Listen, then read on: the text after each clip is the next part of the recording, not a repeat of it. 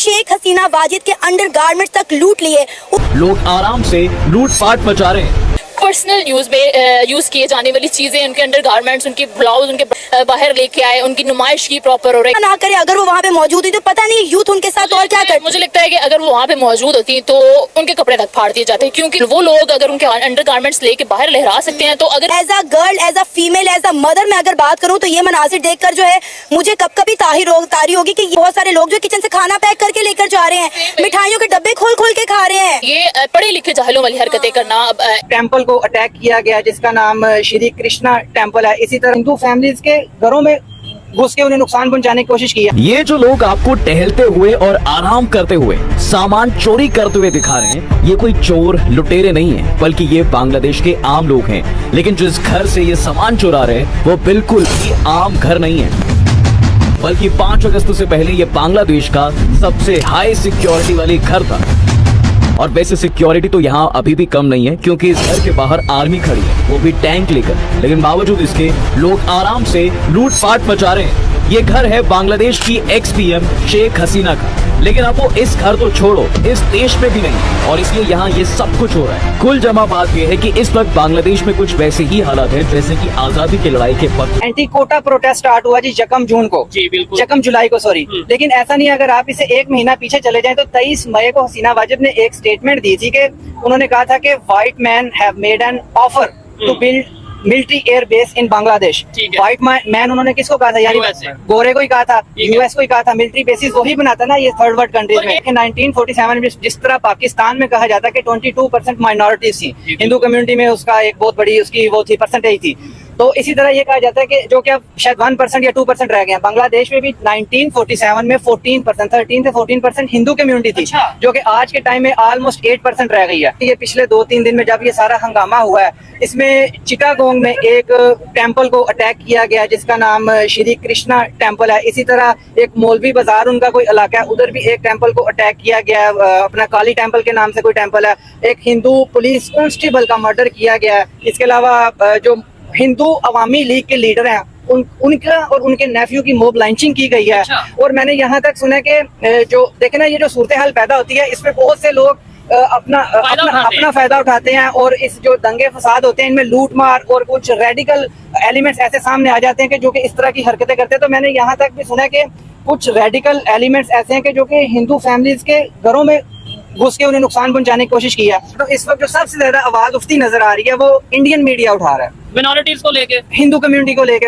बाकी माइनॉरिटीज का अभी तक कोई खबरों में जिक्र तो नहीं आ रहा, लेकिन हिंदू कम्युनिटी का बहुत ज्यादा जिक्र आ रहा है। किसी की गलतियों से सीखना चाहिए, और ये तो ऐसी गलती है कि जिससे बहुत सारी जानें गई हैं, बहुत सारे नुकसान हुए हैं, और आगे पता नहीं क्या होगा। ठीक है। सेकंड में अगर हमें क्या सीखना चाहिए, हम सब पाकिस्तानियों को और हमारी गवर्नमेंट को, हमारे स्टेक होल्डर को, हमारे इंतजामिया को, हमारे सियासतदानों को, और प्लस हमें भी साथ अवाम को भी, कि हम मिल बैठ के एक पॉजिटिव तरीके से मुल्क को लेके चलें। वरना हालात तो ऐसे बने हुए, हमारे तो बुनियादी राइट्स यहाँ से छीन लिए गए हैं, उनकी तो बुनियादी राइट्स बेहतर थे। भी अगर ओवरऑल देखा जाए उनकी इकोनॉमी बेहतर थी, ओवरऑल देखा जाए उधर बिजली का जो पर यूनिट है वो हमसे सस्ता था, ओवरऑल देखा जाए तो वहाँ पे एजुकेशन का जो मेयार है वो हमसे बेहतर था। क्योंकि हसीना वाजिद अपनी फैमिली, अपनी सिस्टर के साथ इस टाइम इंडिया में ही मौजूद है, तो इंडिया के जो नेशनल सिक्योरिटी एडवाइजर हैं डोवल साहब, उनकी मुलाकात भी हुई है, लेकिन अभी तक ऑफिशियल कोई स्टेटमेंट नहीं आई।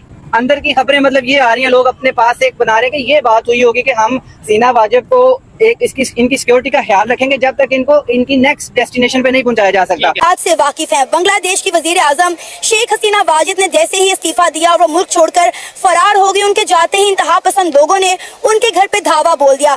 जिसके हाथ में जो आया उसने लूट लिया, उनका फ्रिज, उनका टीवी, एसी, टेबल, यहाँ तक कि उनके पालतू जानवरों को भी ना छोड़ा गया। शर्मनाक हरकत तब देखने को सामने आई जब वहाँ की यूथ ने, वहाँ के इंतहा पसंद लोगों ने शेख हसीना वाजिद के अंडरगारमेंट्स तक लूट लिए। उसका नाम है मैम आपका हमारा क्या कहेंगे इस सारे सुनेरियो पर? देखें, हम मानते हैं कि बांग्लादेश की यूथ जो है वो अपनी गवर्नमेंट के खिलाफ उठ खड़ी हुई। पहली बात है, जब मैंने ये वाकया सुना, मेरे कानों तक ये पहुंचा, मेरी आंखों ने जब ये सोशल मीडिया पे देखा गर्दिश होते हुए, तो सबसे पहले मैंने यही सोचा कि वाह यार, स्टूडेंट्स ने बहुत अच्छा काम किया। लाइक उन्होंने अपने राइट के लिए, अपने हक के लिए आवाज़ उठाने के लिए पूरा झुरमट, जितने भी स्टूडेंट्स थे, जितनी भी यूथ थी, सारी बाहर निकली है।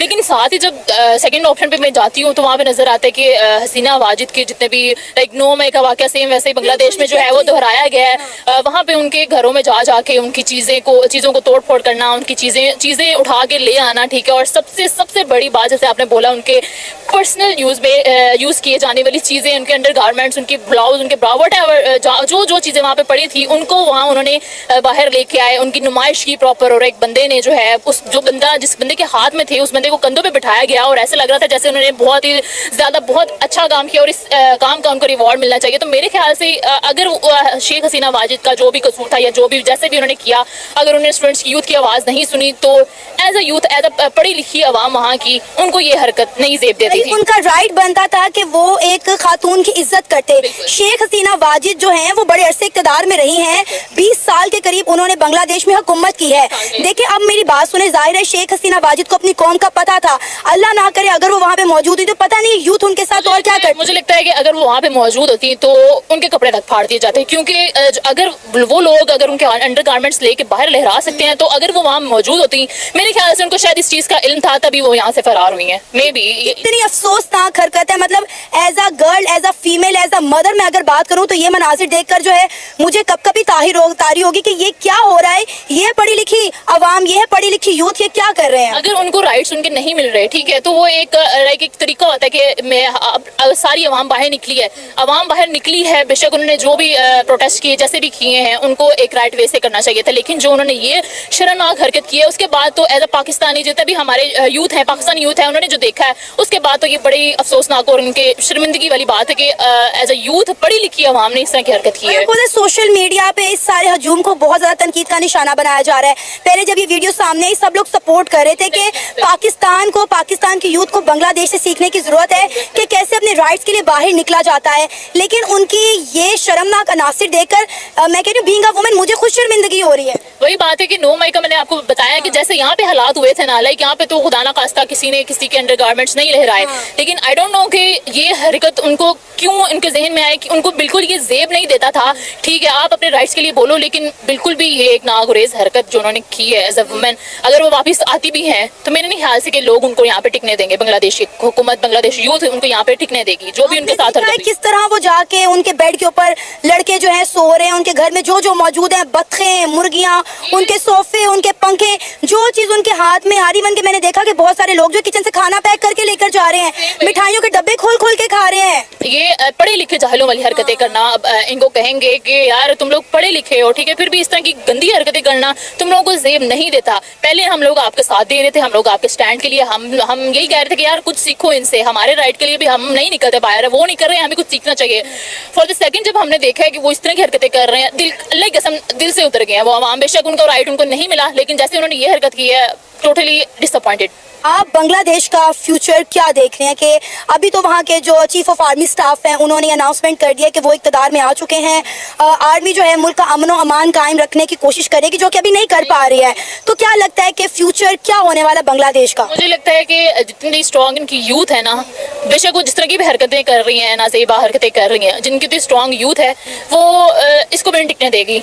ये जो बंदा आ रहा है अभी सर इक़्तिदार में, मुझे नहीं लगता कि ये उसको भी टिकने देगी अगर उनको उनका हक ना दिया गया। जय हिंद दोस्तों, जैसे कि आप जानते हो बांग्लादेश में क्या हालत है। शेख हसीना भागकर इंडिया आई है और वहाँ के लोग इस तरह से हावी हुए हैं कि पूरा बांग्लादेश दहशत मचाने में लगा हुआ है। इन लोगों ने पूरी हदें ही पार कर दी। अपने लिए लड़ते तो ठीक था, मगर लोग हसीना शेख के घर में घुस गए, उनका सामान उठाने लगे, किचन में जाकर खाना खाने लगे, पैक करने लगे, सामान ले जाने लगे। इतना तो ठीक था, मगर हद तो तब हो गई जब हसीना शेख का अंडरगारमेंट गलत तरीके से प्रदर्शित किया। तो इस पाकिस्तान बहन ने तो ठीक ही कहा, ऐसा नहीं होना चाहिए था। अपने हक के लिए लड़ते तो ठीक है, मगर ऐसा नहीं करना चाहिए था। तो चलिए जानते हैं अब शेख हसीना कहाँ पर है। शेख हसीना फिलहाल भारत में है।